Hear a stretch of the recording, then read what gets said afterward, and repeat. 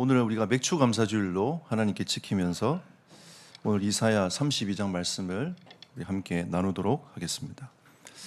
하나님이 이스라엘 백성들에게 새 절기를 지키라 이렇게 말씀하셨습니다. 하나님이 새 절기를 지키라고 하고 있는 의미가 크게는 두 가지가 있습니다. 첫 번째는 하나님은 약속을 반드시 지키신다는 거죠. 두 번째는 언약의 백성을 하나님께서 완벽하게 인도해 가신다는 거죠. 결국 하나님은 우리에게 이 새 절기의 의미를 우리에게 심어 나가는 이유가 있어요. 다른 게 아니라 너희들의 생각, 각인, 그것을 하나님의 중심으로 바꾸어라. 그래서 오늘 이 맥주절의 의미는 다른 의미가 아니라 너의 인생을, 우리의 인생을 하나님께서 책임져 가신다는 겁니다. 하나님께는 이유가 분명히 있습니다. 여러분 그 체질대로 가나안 들어가잖아요. 그러면 애굽의 체질과 애굽의 우상과 애굽의 수준 가지고 이 가나안에 있는 잡신들과 이게 혼탁하게 돼버리는 거예요. 그럼 여러분 인생 자체가 정체성이 없이 하나님의 자녀인 언약의 백성이 정체성을 잃어버리게 되는 겁니다. 그래서 이 맥주절의 의미는 하나님이 여러분의 인생을 책임지고 때를 따라 돕는 은혜와 그 축복을 허락하신다. 그걸 꼭 기억해라 라고 하나님 우리에게 말씀하시는 거죠. 이게 신학시대로 넘어오면서 성령 강림으로 의미가 바뀌어갑니다. 그러면 우리는 맥주절의 의미를 가지고 우리 시대에 적용을 해보면 하나님의 성령을 강림하게 만드셨던 이유가 있습니다. 각자각자에게 하나님의 성령이 임하면서 각자각자가 여러분의 삶의 현장에서 그리스도의 증인되라고 말씀하고 있는 거죠. 이게 맥주절의 의미입니다. 그래서 이 맥주절의 의미를 여러분이 기억하면서 성령이 나와 함께 하시는구나. 하나님의 충만함으로 하나님 나에게 증인되라고 말씀하시는구나. 하나님 오늘 나에게 성령의 충만함을 부어 주옵소서. 내 안에 갇히지 말게 하시고 증인의 삶을 살도록 나를 인도해 달라고 이 맥주절을 지나가면서 여러분이 언약 붙잡고 기도하면서 인도를 받아야 되겠습니다. 자, 오늘 이 32장은 지금 계속 하나님께서 이사야를 통해서 주시고자 하는 메시지의 흐름이 거의 같습니다.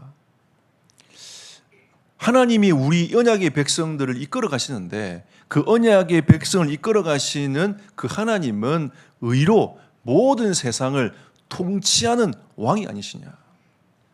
그 하나님은 사랑으로 공의로 이 세상을 다스리는 만왕의 왕이시다 라고 오늘 본 말씀에 이사야를 통해서 말씀하고 계십니다. 로마서 3장 9절에 보니까 하나님이 이 세상을 바라보는 관점이에요. 모든 사람이 죄 아래 놓여 있는 겁니다. 하나님 보시기에 여러분은 선하다고 삶을 살아가지만 하나님 보시기에 악하다는 거죠. 이게 하나님의 관점이에요. 창세기 3장 1절 6절에 보니까 최초의 인간은 또 그 타락한 인간들은 어떤 삶을 살아가냐? 자기 중심적인 생각 때문에 하나님의 말씀을 버리는 일들을 하고 있는 겁니다. 창세기 6장은 어떻습니까? 결국은 막 고민하다가 세상 것을 선택합니다. 이게 창세기 6장입니다. 그런데 하나님은 이 창세기 6장을 바라보시면서 뭐라고 말씀하시냐? 하나님이 보시기에 항상 악하니라.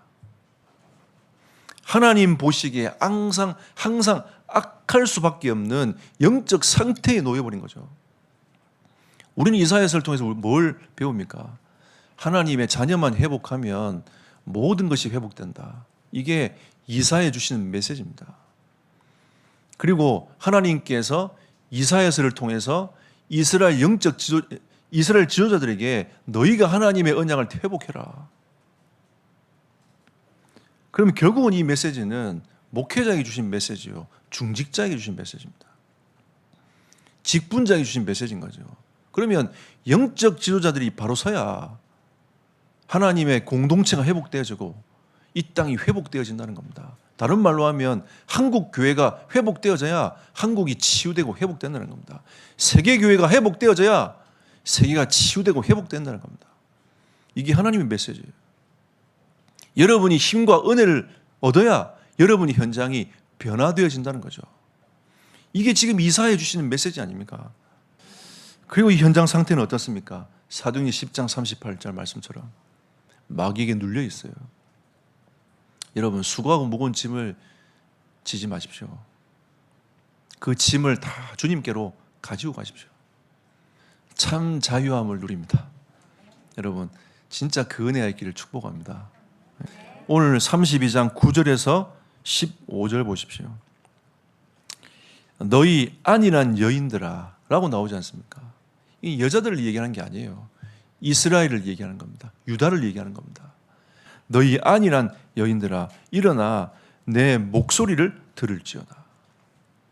그렇게 얘기하는데도 하나님 말씀 듣지 않으니까 미련한 여인들아, 안일한 여인들아 이런 표현을 써가면서 유다에게 계속 이스라엘 백성들에게 메시지를 계속 던지고 있는 겁니다. 이게 현장 영적 상태예요. 우리는 지금까지 살아온 기복신앙을 버려야 됩니다. 내가 이렇게 하면 하나님 나에게 축복하시겠지. 그 기복신앙을 버려야 돼요. 우리는 이미 축복을 받은 하나님의 백성입니다. 이제 우리의 자세가 달라져야 돼요. 나는 하나님의 백성이며 하나님의 자녀이며 하나님이 나에게 모든 축복을 다 주셨다. 나는 이걸 어떻게 누릴 것인가에 대한 자세를 잡아야지. 하나님 나에게 복을 주십시오. 복을 주십시오. 여러분, 우리는 이미 축복을 다 받았기 때문에 이걸 어떻게 누릴 것인가에 대한 영적인 자세를 잡아가지고 우리는 하나님의 인도를 받아가야 됩니다. 특히 이번에 임직을 받으시는 우리 예비 임직자들에게 이 은혜가 있기를 축복합니다. 근데 여러분, 현장은 어떻습니까? 그래서 하나님은 두 번째로 오직 복음 아니면 이 영적 상태들을, 그 현장에 빠져 있는 사람들을 구원하고 회복시킬 수 있겠냐? 다른 답이 있으면 얘기해봐라. 하나님 우리에게 말씀하시는 겁니다. 다른 답이 정말 있느냐? 사람이 성공을 위해 달려가는데 성공해봤자 진짜 거기에 행복이 있고 답이 있느냐? 우리는 지금 세상의 메시지를 끊임없이 받고 있습니다. 대통령 되면 행복합니까? 우리나라 대통령이 정말 행복하다고 여러분 생각하십니까?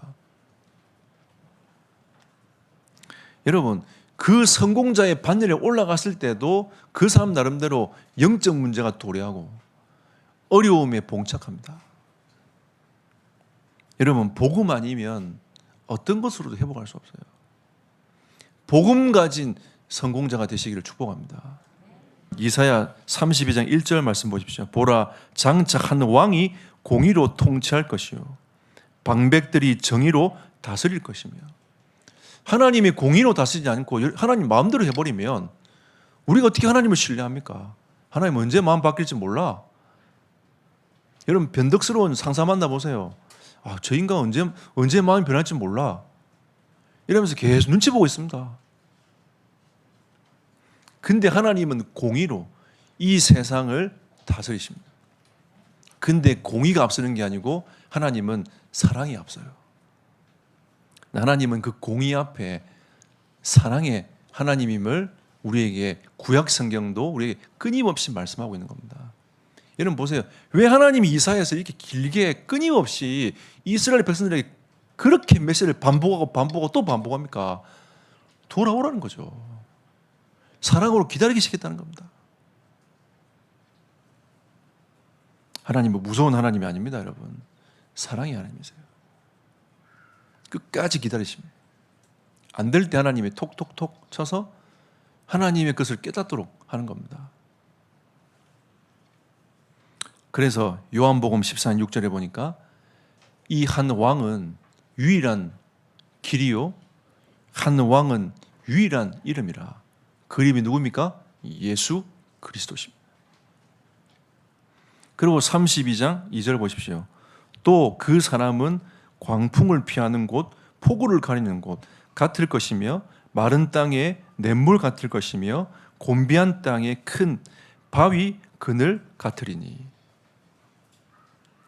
하나님은 우리에게 은혜를 주시는 하나님이시다. 그리고 우리의 안전을 지키시고 우리에게 쉼을 주시는 하나님이시다. 그 공의의 하나님은 이런 하나님이라고 이사야서는 말씀하고 있습니다. 좀 더 여러분 요한복음을 통해서 확대시켜 보면 요한복음 10장 10절에 하나님은 우리에게, 예수 그리스도는 우리에게 생명을 주시러 왔다는 겁니다. 그리고 요한복음 4장 14절에 하나님이 주신 그 은혜는 영생하도록 솟아나는 샘물이라 했습니다. 여러분, 하나님의 은혜는 마르지 않습니다. 여러분이 정말 구하면 구하는 대로 콸콸콸 쏟아. 제가 매일 아침마다 하나님을 바라보고 또 주의 말씀을 묵상하는 자리에 있을 때마다 하나님은 제게 은혜의 샘을 터뜨리세요. 우리가 9시 정식기도할 때마다 저는 기도할 때 하나님은 제 마음에 은혜의 샘을 터뜨리십니다. 우리는 때로는 이 영적 매너리즘에 빠져가지고 내게 왜 이렇게 간절함이 없을까라고 생각이 들 때도 있지만, 여러분, 우리가 안 하는 것보다 너무 가식적인 것 같아, 내가 안 해 라고 하는 것보다 가식적이면서 하는 게 훨씬 나아요. 근데 여러분, 그때 말씀 들었던 게 어느 날 살아 움직입니다. 그때 말씀 담았던 게 어느 날 내 인생을 변화시켜요. 여러분, 듣지 않으면 역사도 일어나지 않습니다. 하나님의 말씀은 살아있기 때문에 여러분 들을 때에 그 말씀의 역사가 언젠가는 역사로 바뀌어가는 겁니다. 요한복음 7장 38절에 생수의 강으로 모든 현장을 회복시키겠다고 말씀하셨어요. 이 말씀은 에스겔 47장과 맥이 연결됩니다. 성전에서 흘러나오는 이 물이 발목을, 허리를 적시고 온 땅을 적셔가지고 생물이 다 살아나는 하나님의 그 메시지를 우리는 에스겔 47장에서 봅니다. 우리가 복음을 누려서 이 생수의 강을 계속 터뜨리면 나의 주변이 살고 나의 현장이 살고 이 시대가 살아나는 응답을 하나님께서 주실 것입니다. 이 은혜가 오늘 임직받는 분들에게 더 크게 임하기를 예수 이름으로 축복합니다. 결론 맺겠습니다. 우리는 오직 복음으로만 치유할 수 있습니다. 여러분, 근원적인 행복을 회복하시기를 축복합니다. 응답이 오고 안 오고의 문제가 아니라 그냥 그리스도와 예수 안에서 행복하기를 축복합니다. 이건 저의 바람이에요. 제가 늘 하나님을 향하여 구하는 하나님의 은혜고요. 제가 목회자로서 여러분을 바라볼 때에 그리스도 예수 안에서 가장 행복한 하나님의 자녀가 되었으면 좋겠다. 이게 늘 저의 마음입니다. 그래서 하나님의 이 나라를 사모하는 하나님의 백성이 되기를 축복합니다. 이게 복음으로 치유받는 거예요.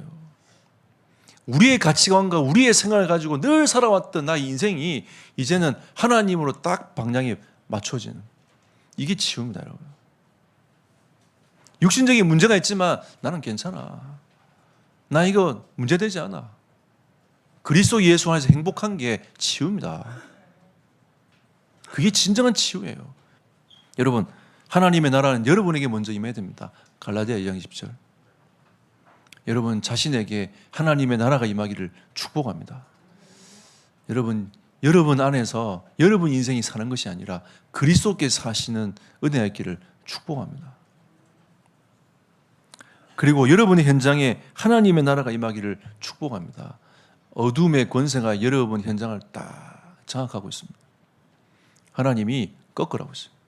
권세 있는 주 예수 이름으로 여러분의 현장에 역사하는 어둠의 권세를 꺾어라. 그래야 여러분 현장을 회복시킬 수 있다. 그게 하나님의 나라입니다. 여러분이 현장 가는 곳곳마다 권세 있는 주 예수 이름으로 어둠의 권세는 결박받을지어다. 여러분 고백하시기 바랍니다. 여러분 미워하고 어려운 한 사람 있잖아요. 여러분 대응하지 말고 권세 있는 주 예수 이름으로 꺾어. 계시록 21장 2절에 보니까 너희가 영원한 하나님의 나라를 사모해라. 새 예루살렘을 사모해라.